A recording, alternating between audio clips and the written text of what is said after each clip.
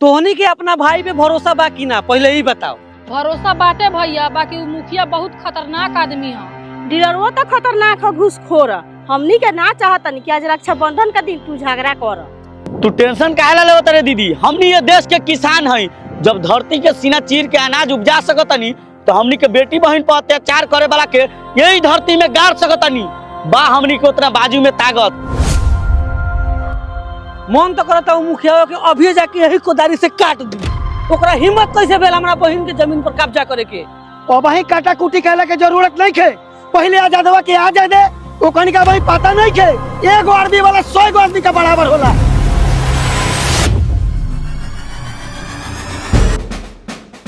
अरे हम देखो भैया आजादवा आ गए।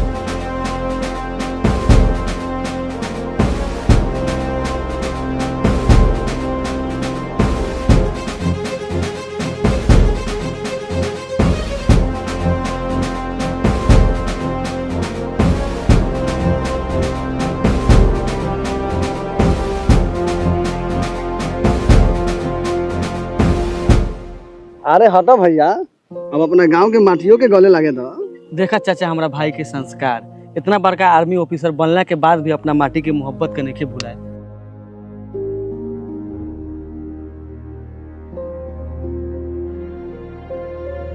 कैसे भुला जे भैया? अपन माटी तो माई होले। अब बेटा कितनो बड़का हो जाए अपन माई के नहीं भुला सकत।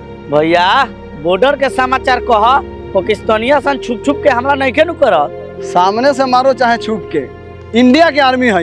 हमेशा मरले बानी और आगे भी मारम, उहो कनी के घर में घुस के। चला भैया घरे नहा धोवा के दीदिया से राखी बनवावल जाओ। राखी खाली एगो रेशम के धागा ना है आजाद, वो बंधन है बहन के जीवन भर रक्षा करे के। का भेल भैया? हमरा बहन से के कोनो कुछ कहला का? ममता दीदी के जमीन ओकरा गांव के मुखिया कब्जा कर लेल बा। अरे आसवा के राशन कार्ड बनावेला एकरा गांव के डीलर घूस मांगता। यही से हमनी के वादा कैले बानी सब, पहले अपना हाथ के ताकत से अपना बहन के रक्षा करम, ओकरा बाद अपना हाथ में राखी बनवाए। बस भैया बस, देश के जवान खाली बॉर्डर बना लड़ेला, अगर दुश्मन देश के भीतर भी बा ओकरो के सफाया करेला। चल दीदी, पहले तोनी के रक्षा करम, ओकरा बाद हम अपना हाथ में राखी बनवाएम। चल आशा दीदी, तू टेम्पू पकड़ के तू जो डीलरवा के घरे, ताले हम एक हिसाब को क्या बतानी।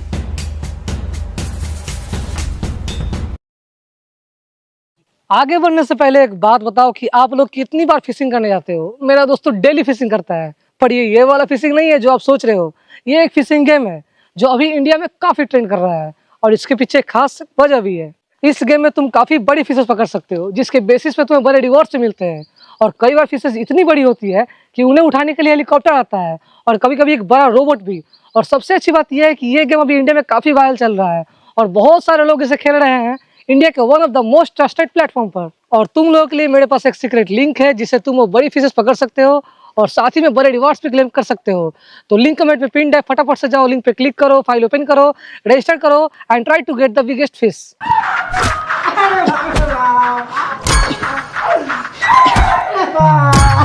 बोल साला, तू अपन जमीन देबे कि ना देबे? बोले अपन जान के बाद, लेकिन तोरा जैसन चोर मुखिया के अपन जमीन ना दे। हम आखिरी बात पूछतानी, अपन जमीन देबे कि ना देबे? ना दे। ना देबे तो मरे खातिर तैयार हो जो। जमीन दे मुखिया जी, जान ना, काहे कि जान रही तो गाड़ो मारवा के खा ले, जब जाने ना रही तो जमीन के क्या करो? हमरे नाम है बंदूक मुखिया। हमरा जौन जमीन पसंद आ जाला बंदूक के बल पर घसा जाला। उठ बहनचोद, चल के ठेपा लगाओ।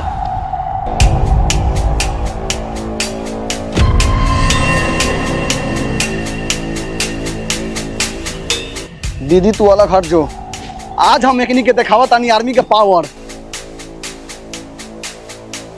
तोहनी में से बंदूक मुखिया कौन बारे? गांव जानेला, थानेदार जानेला, पटना दिल्ली पूरा सरकार जानेला। हम यही बंदूक मुखिया। बोल तोरा कौन काम बा? गोली खाए खातिर आइल बारे? हम गोली खाए खातिर नहीं आयल, गोली खियावे आयल बानी। का रे सरवा दोगला मुखिया, तू गरीब आदमी के जमीन पर कब्जा कर ले बारे? तोरा बाप दादा के राज में का रे? रे सरवा, तोरा के हम अपन पिटाई देखेला बॉडीगार्ड रखले बानी। जल्दी मार, कि बंदूक मुखिया पर हाथ उठैले बा। हाई आर्मी के वर्दी हा, टच करे से पहले सोच ले सा, ना तो पाकिस्तानी समझ के गुजराए से समनी के ठोक दे। हमरे नाम है आजाद, आ जौन गरीब के सतावेला ओके कह दिले बर्बाद। ए दीदी हने आप तो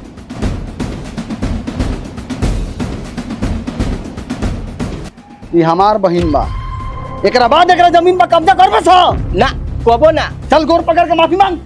दीदी हमरा के माफ कर दो, हम तोरा जमीन पर कबो कब्जा ना करे। ठीक बा बोर छोड़ सब। चल ठीक बा, तू जो घरे हम आवत तनी।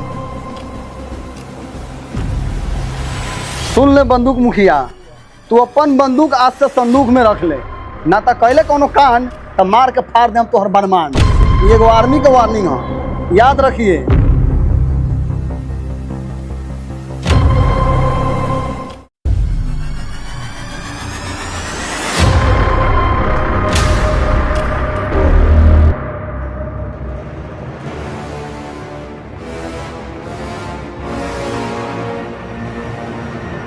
एक करे जा तनी आवे है जा, खाली मास्टरवे से पढ़ू, कभी कल हमनियों के पढ़ावे के मौका दो।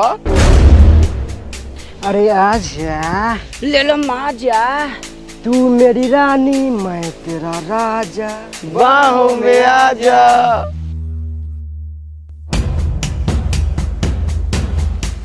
क्या रे चिरकुट, चप्पल के बेगे बिस्कुट। ए बिस्कुट वाली, तनी बोली पर कंट्रोल, ना तो ऐसा भोजपुरी पढ़ाएब सा कि तोनी के भुला देबे इतिहास आ भूगोल। आज हमनी के ऐसा रगड़ के चुमा लेम से तोनी के जब जब मुंह में पाउडर लगेबे सो तब तब हमनी के चुमा तोनी के याद आई।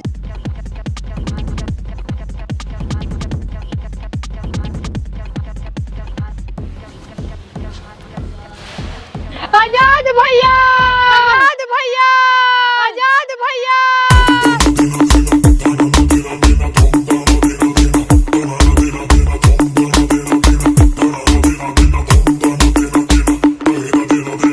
कारे सरवा झिंगुर के औलाद, आ गेल आर्मी मैना आजाद। अगर एकनी के टच कर दिले तो तोहनी के मार मार के जिंदगी कर देम बर्बाद। ए आजाद, आर्मी वाला बारे तो जाके बॉर्डर पर ड्यूटी कर। ये क्या करता है रे? समझ ले, हम जहाँ खड़े बानी वो इंडिया के बॉर्डर है, और तोहनी के जहाँ खड़े बारे वो पाकिस्तान के बॉर्डर है। आ इंडिया के आर्मी कैसे पाकिस्तान में घुस के मारेला, आज तोहनी के गांव में बताओ तानी। तोहनी के साला मुर्गा बन की मारी गोली। भैया गोली मत मारो, मुर्गा मुर्गी जौन कहब तौन बन जा। गोली तो जरूर मारा, काहे कि तोहनी के हमरा बहन के साथ बदतमीजी काले बारे सो। भैया मारे के बाद तो भले 2-3 चप्पल मार लो, लेकिन गोली मत मारो, काहे कि हमें गोली से बहुत डर लगला। चुप सरवा सा, पहले तोहनी के मुर्गा वाला बोली बोल के दिखाओ।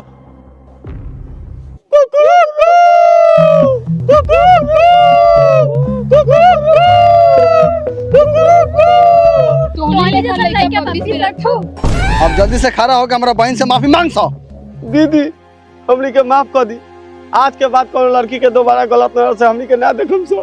ठीक बा जो सा। जल्दी से यहाँ से गोली लेकिन भाग जो सा, ना तो गोली मार देम।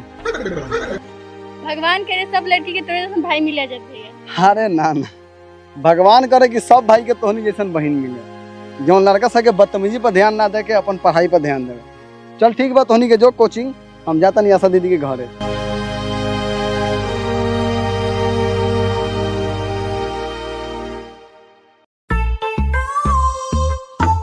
ई भोसरी के रोज कहे कि चाय में चीनी कम रखेला, लेकिन ई बहान चो इतना जहरीला रस बा, बातें ना समझेला। ए सोनुआ, हेले जो चाय दे दे, भोसरी पियो। ओ डीलर चा, हम ये पी जाई का? अब कथी चाची लंग वापस ले जाई? पी जो रे सरवा, तोरा तीता मीठ से का मतलब बा? करे सरवा झाटू डीलर, बेटा का भेज लड़के कोटा ला, तो सरल पकल चाउर दे देले ह, जल्दी बता के निमन दे। अच्छा नीमन चावल लेबा, रुका तोरा के दुकान में 80 रुपए किलो वाला चावल कीन के तोरा के दी ले। हाँ ठीक बा।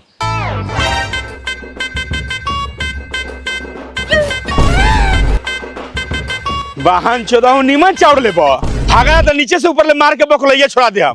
जे सरकार चावल दी उहे तोरा के चावल दे हम, ये अपना बाप के घर से लेके बढ़िया चावल दी। भाग वाहन चोदिया से।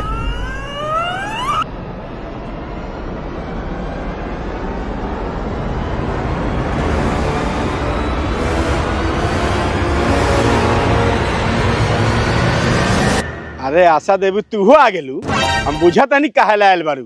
जा जा तो राशन कार्ड ना बनी। ना बनी? काहे ना बनी? हमको ना विदेश साल बनी कि हमारा राशन कार्ड ना बनी।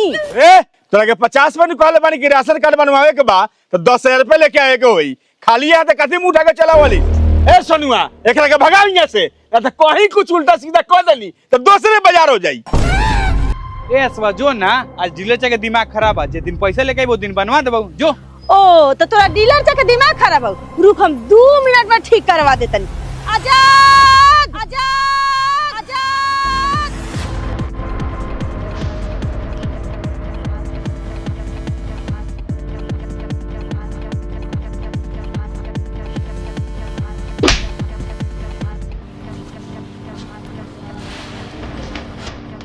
का रे साला, तोरा घर के लोग बेटी बहन के इज्जत करे के नहीं सिखावले का रे? बैठ भांचोत। आओ दीदी बैठ। अब बताओ इस सरवा उहे डीलर बा जौन तो राशन कार्ड नहीं बनावत? हाँ बाबू, ये डीलर है जौन राशन कार्ड बनावेला 10,000 रुपया मांगता। तू ही बता, गरीब आदमी 10,000 रुपया कहाँ से लेके दी?